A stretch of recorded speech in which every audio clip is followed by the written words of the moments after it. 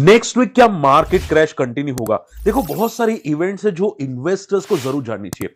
हम लोग यहाँ पे one by one event discuss करेंगे कि मार्केट में क्या होता हुआ दिखाई दिया, एफओएमसी की मीट है, क्या मार्केट और गिरेगा, और बहुत सारे ऐसे स्टॉक्स है जो 40% से ज्यादा क्रैश हो चुके हैं, कुछ स्टॉक्स 80% से ज्यादा क्रैश हो चुके हैं। तो हम लोग थोड़ा बहुत डिस्कस करने वाले।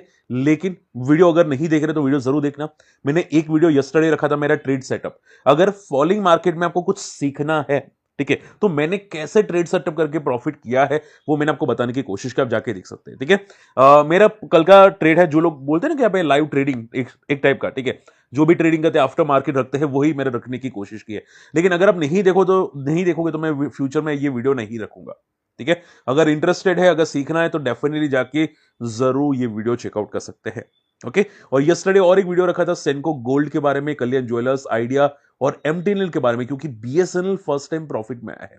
तो सभी चीजें डिस्कस किया, जाके चेकआउट कीजिएगा। अब फटाफट यहां पे बात करते हैं, सर नेक्स्ट वीक में मार्केट कैसा होगा, मुझे वन वर्ड में बताइए, अगर पॉसिबल हो सके तो वन वर्ड में आंसर कीजिए, नेक्स्ट वीक में कैसा होगा मार्केट। देखो, मैं अगर वन वर्ड में आंसर करूं तो मिड कैप ज्यादा फॉल होने की चांसेस है, लेकिन शायद निफ्टी ज्यादा फॉल ना हो। देखिए, आप कंफ्यूज मत हो ना। देखो, निफ्टी में बड़े प्लेयर्स होते हैं, लार्ज कैप्स होते हैं, लेकिन मिड कैप में ज्यादातर बैंक्स, माफ कीजिएगा, ज्यादातर म्यूचुअल फंड्स और स्मॉल कैप यानी कि छोटे स्टॉक होते हैं, जो ज्यादा भागे हुए स्टॉक्स होते हैं। ठीक है, आप देखोगे मंथली चार्ट के अंदर यहां पे काफी बड़ा नेगेटिव रेड कैंडल बना है, एंड अगर मैं वीकली चार्ट भी देखूं तो भी काफी बड़ा रेड कैंडल बना है। ठीक है, अब हर बार मिड कैप्स ने यहां पे सपोर्ट लिया है। कौन सा सपोर्ट है? एक 50,000 का साइकोलॉजिकल लेवल जो मैंने आपको बताया था, और उसके जस्ट नीचे सपोर्ट है, वो है अराउंड 47,000 का। अगर मैं चार्ट्स में, वीकली चार्ट्स में डिस्कस करूं, तो लास्ट टाइम जब 2021 में फॉल आया था मिड कैप्स में, उसी टाइम के अंदर बहुत सारे मिड कैप्स 40 से 80% तक क्रैश हुए थे।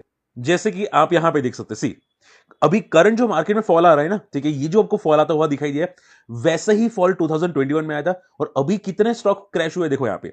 अभी आप देखोगे यहां पे बहुत सारे स्टॉक जो 3 महीने के अंदर लोएस्ट लेवल पे है। नेटवेब हो गया, वर्लपूल हो गया, अदानी ग्रीन हो गया, जीएसडब्ल्यू एनर्जी हो गया, 40 से 47% आपको फॉल करते हुए दिखाई दिया। और ये सिर्फ देखो मिड कैप की बात है, निफ्टी 500 की बात है। लेकिन अगर मैं आपको स्मॉल कैप बताऊं, उसमें तो और बुरा हाल है। स्मॉल कैप तो 83% तक भी क्रैश हुए हैं। तो मैंने आपको एक रूल बताया था, अगर आप लोगों को याद है, कि जब भी मिड कैप के स्टॉक 40% से लेके 55% तक क्रैश होते हैं, यानी कि बॉटम बनने का आसार बन जाता है। ठीक है, लास्ट टाइम भी ऐसा ही हुआ था, जब 2021-22 में क्रैश आया था, उस टाइम पे इंडिया मार्ट, डिक्सॉन, नौकरी, वो सभी क्रैश हुए थे। इतना ही 40 से 55% के बीच में क्रैश हुए थे। ठीक है, और जो स्मॉल कैप थे वो 75% से लेके 85% तक भी क्रैश होते हुए आपको दिखाई दिए थे। ठीक है, तो यही टाइम आपको आता हुआ दिखाई दिया। लेकिन क्या उसके बाद मार्केट ऊपर गया? आप यहां पे देखो, ये जो मार्केट फॉल आया था, उसके बाद क्या ऊपर गया? Definitely yes. Last time market ने कहां पे सपोर्ट लिया? वीकली चार्ट के अंदर मिड कैप्स ने। तो कि ये जो आपको लाइन दिखाई दे रही है, 100 moving exponential average, weekly charts में वहां पे सपोर्ट लेने की कोशिश की है। अभी सपोर्ट कहां पे? तो 48,000 के आसपास है मिड कैप्स के अंदर। और मैंने आपको दो सपोर्ट बताए थे। ठीक है, हालांकि सपोर्ट में एक लेवल नहीं होता, मैंने आपको एक सिंपल लेवल बताया था 50,000 का।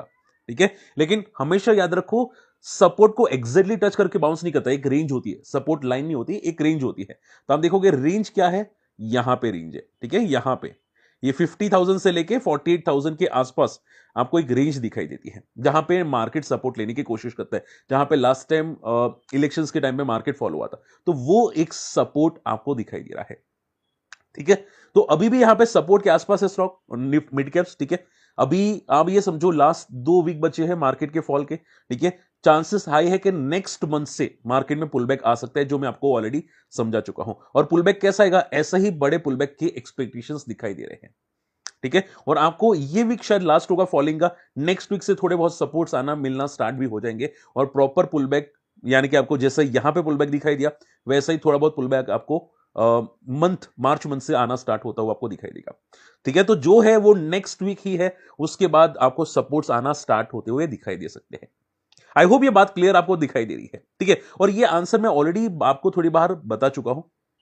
ठीक है, टेक्निकल भी सपोर्ट है, साइकोलॉजिकल भी सपोर्ट है, और ऑलरेडी जो स्टॉक्स है वो क्रैश हो चुके हैं, जितना एक्सपेक्टेड होना चाहिए था। ठीक है, 45% से 55% mid caps, and small cap 65% से या 70% से 80-85% तक गिर चुके हैं। ठीक है, तो आई होप ये पॉइंट समझ में आएगा। और देखो ये सभी स्टॉक जीरो तो होंगे नहीं, डेफिनेटली क्वालिटी स्टॉक है, जीरो तो होंगे नहीं, ये हर बार क्रैश होता है और होता ही है, आपको टेंशन लेने की जरूरत नहीं होती। ठीक है, चलिए फटाफट बात करते हैं यहाँ पे अगले पॉइंट के बारे में। आप देखोगे एफआई की सेलिंग पूरे फरवरी में 21,200 करोड़ की है, डेफिनेटली नेगेटिव। और लास्ट फ्राइडे को 4,200 करोड़ की सेलिंग है, और ये देखो सेलिंग डेफिनेटली एक्सपेक्टेड होती है। लोग बोलते हैं कि सर एफआई सेलिंग बंद करेंगे तो ही मार्केट ऊपर आएगा। भाई ऐसा टेंशन लेने की कोशिश ना करो। मार्केट 27,000 पे था ना, 26,000 पे, तभी भी मिड कैप स्मॉल कैप ऊपर जा रहे थे। जिनको नहीं याद है, सितंबर मंथ में 2024 में भी एफआई की सेलिंग कंटिन्यू थी, और उस टाइम पे भी मार्केट ने टॉप बनाने की कोशिश की थी। तो आपको टेंशन लेने की बिल्कुल भी जरूरत नहीं है। ओके, चलिए अगर आप देखोगे बहुत सारे स्टॉक क्रैश हुए हैं एक ही वीक के अंदर, ऑन अ सिंगल वीक 41% तक क्रैश हुए हैं, लाइक कॉनकॉर्ड बायोटेक, नेटको फार्मा। अगर बात करें जाए तो ऑर्किड फार्मा 32% एक वीक में क्रैश होता हुआ दिखाई दिया। तो बहुत सारे ऐसा स्टॉक है जो सिर्फ एक वीक के अंदर 41% तक भी क्रैश हुए हैं। तिलक नगर इंडस्ट्रीज एक वीक के अंदर 30% तक क्रैश हुआ। बैंको प्रोडक्ट एक वीक के अंदर 30% तक क्रैश होता हुआ दिखाई दिया। ठीक है, सेंको गोल्ड 5 दिन के अंदर 28% तक क्रैश होता हुआ दिखाई दिया, और मंडे शायद थोड़ा और हो सकता है। ओके, तो ये सभी स्टॉक्स है जो काफी हद तक क्रैश होते हुए जरूर दिखाई दिया है। तो टेंशन लेने की जरूरत नहीं है, ऑलरेडी मैं आपको समझा चुका हूं। ओके, ये देखो short and simple last face है। अगर आप अभी आपको पैनिक लग के निकल जाओगे ना, तो कभी भी लाइफ में प्रॉफिट नहीं कर पाओगे। प्रॉफिट वही होता है जब आप बॉटम पे फोकस करें। मार्केट जब बॉटम होता है तब फोकस करें। ठीक है, अगर आप एग्जिट करोगे तो आपको बॉटम भी नहीं मिलेगा, उल्टा लॉस में बेच के चले जाओगे। ठीक है, और मार्केट कभी भी नीचे नहीं रहता, ये बात याद रखिएगा। ओके, नेक्स्ट वीक में बड़ी इवेंट क्या है? सबसे पहली बड़ी इवेंट है फेड की स्पीच आने वाली है। ठीक है, वो क्या बोलेंगे, यहां पे क्या अपडेट आती हुई दिखाई दे सकती है, क्या स्पीच की वजह से कुछ नेगेटिव होगा? अब देखो हमारा मार्केट ऑलरेडी वीक है। ठीक है, अगर ग्लोबल मार्केट में कुछ भी नेगेटिव होता है, लाइक डाउ जोन्स में कुछ भी नेगेटिव होता है, तो वो तो फॉल करेगा, हमको भी लेके डूबेगा। ठीक है, तो नेक्स्ट वीक में ये सबसे इंपॉर्टेंट है जो आपको ध्यान में रखना है। ठीक है, उसके अलावा ECB non monetary policy meeting, यानी कि यूरोपियन सेंट्रल बैंक की, वो लोग रेट कट करने वाले हैं कि नहीं करने वाले, उसका इंपैक्ट यूएस में पड़ेगा, और यूएस का इंपैक्ट इंडिया में पड़ेगा। तो इन शॉर्ट में ईसीबी का भी इंपैक्ट हम में पड़ सकता है। वो है वेनसडे को। थर्सडे को एफओएमसी की मीट। ठीक है, वो भी इंपॉर्टेंट होने वाले, वो क्या करेंगे एफओएमसी मीट, एंड यूएस के इनिशियल जॉबलेस क्लेम्स, वो भी थोड़ा बहुत इंपॉर्टेंट अभी के लिए मायने कर सकता है। ठीक है, और last not the least India का PMI flash data. I think इससे ज्यादा कोई इंपैक्ट नहीं पड़ने वाला। इंडिया का फ्लैश पीएमआई डेटा वो ऑलरेडी एक्सपेक्टेड होता है। ठीक है, जो होता है वो यहां पे आपको फोकस करना चाहिए, वेडनेसडे थर्सडे। ठीक है, and last not the least देखो ट्रम्प की कमेंट्री, क्योंकि देखो ट्रम्प अभी जस्ट जनवरी मंथ में आया था। ठीक है, तो जो ट्रम्प नए नए रूल्स लाने की कोशिश कर रहा है वो आने वाले 1 2 3 महीने में आपको हो जाएगा। ठीक है, यानी कि मार्च के बाद या ट्रम्प का स्टेटमेंट काफी हद तक कम हो जाएगा। ठीक है, क्योंकि वो जो करने वाला है वो अभी स्टार्टिंग में ही कर लेता है, हर बार ऐसा ही होता है। ठीक है, तो 2 3 महीने थोड़ा सा वीकनेस रहती है, तो ज्यादा डरने की जरूरत नहीं होती। क्लियर? चलिए अब बात करते हैं यहां पे सर निफ्टी का सपोर्ट क्या है नेक्स्ट वीक के लिए। निफ्टी का सपोर्ट क्या है? अब देखो मैं सिर्फ रेंज बताता हूं, मैं ऐसा नहीं बोलूंगा कि वहां तक जाएगा, तो कंफ्यूज मत होना। बहुत लोग सारे कंफ्यूज हो जाते हैं कि सर आप ये बोले कि यहां पे सपोर्ट है और बाद में बोलो कि यहां पे और नीचे जाएगा, मैं समझ नहीं पा रहा हूं। ठीक है, तो कंफ्यूज मत होना। अब मान लो कि देखो मैंने आपको ऑलरेडी बताया कि निफ्टी सपोर्ट पे है। ठीक है, वो है 30,000 का, लेकिन मैंने आपको बार बार एक ही बात बताई है हर बार कि निफ्टी के दो सपोर्ट्स हैं, एक 30,000 के 22,000 का। ठीक है, अभी तो निफ्टी सपोर्ट लेने की कोशिश कर रहा है, लेकिन भगवान ना करे ये गिरा, जस्ट एग्जांपल अगर गिरा, ठीक है, तो आखिरी सपोर्ट है 22,000 का, लेकिन क्या नेक्स्ट वीक में आएगा? चांसेस कम है। नेक्स्ट वीक में क्या 22,000 आएगा? चांसेस कम है। अगर आया नेक्स्ट वीक में ज्यादा से ज्यादा 22,400 के आसपास नेक्स्ट वीक में सपोर्ट दिखाई दे सकता है। अपर रेजिस्टेंस क्या है निफ्टी का? अपर रेजिस्टेंस क्लियर कट दिखाई दे रहा है, वो है अराउंड 23,400 के आसपास। ठीक है, तो एक रेंज है 1000 पॉइंट की, या 23,400 जा सकता है या फिर 22,400 जा सकता है नेक्स्ट वीक में। ठीक है, ये एक रेंज है मार्केट की जो मैं आपको बताने की कोशिश कर रहा हूं नेक्स्ट वीक में। हालांकि बैंक निफ्टी में कोई बड़ी रेंज नहीं है, बैंक निफ्टी बहुत ही छोटी रेंज में ट्रेड कर रहा है। बैंक निफ्टी का रेंज बहुत ही नैरो है। ठीक है, और नैरो की बात करें तो 48,000 एक काफी तगड़ा सपोर्ट है, और 50,000 भी एक काफी तगड़ा सपोर्ट है। अब बैंक निफ्टी के लिए मतलब 1000 पॉइंट तो कुछ भी नहीं है, वो एक ही दिन में 1000 पॉइंट मोमेंटम कर लेता है बैंक निफ्टी तो बहुत बार। ठीक है, तो 1000 पॉइंट कोई बड़ी मोमेंटम नहीं है, लेकिन हम लोगों ने रेंज जो डिस्कस की है यहाँ पे वो बहुत छोटी रेंज है 1000 पॉइंट की।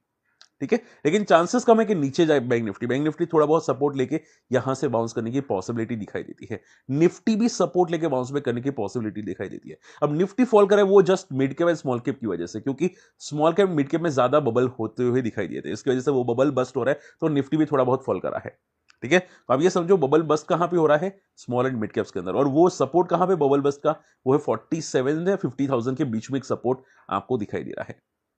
ठीक है, आई होप आज का वीडियो समझ में पसंद आया। स्टिल कोई डाउट रहता है कमेंट जरूर कीजिएगा, और हमारी लिंक से डीमेट अकाउंट ओपन कर सकते हैं, तो आप हमारी इन्वेस्टर्स कम्युनिटी को जरूर ज्वाइन कर सकते हैं। काफी चीजें सीखने को मिलेगी, हम लोग बहुत सारी चीजें यहाँ पे डिस्कस करते रहते हैं, तो अगर इंटरेस्टेड है हमारी कम्युनिटी में जरूर आ सकते हैं, बहुत सारी चीजें डेफिनेटली सीखने को मिलेगी। और आप अपना फैमिली मेंबर्स का भी अकाउंट ओपन करवा सकते हैं। ठीक है, तो अकाउंट ओपनिंग की लिंक वीडियो के डिस्क्रिप्शन कमेंट्स में जरूर रख दूंगा। मिलते हैं अगले वीडियो में, तब तक के लिए गुड बाय, जय हिंद।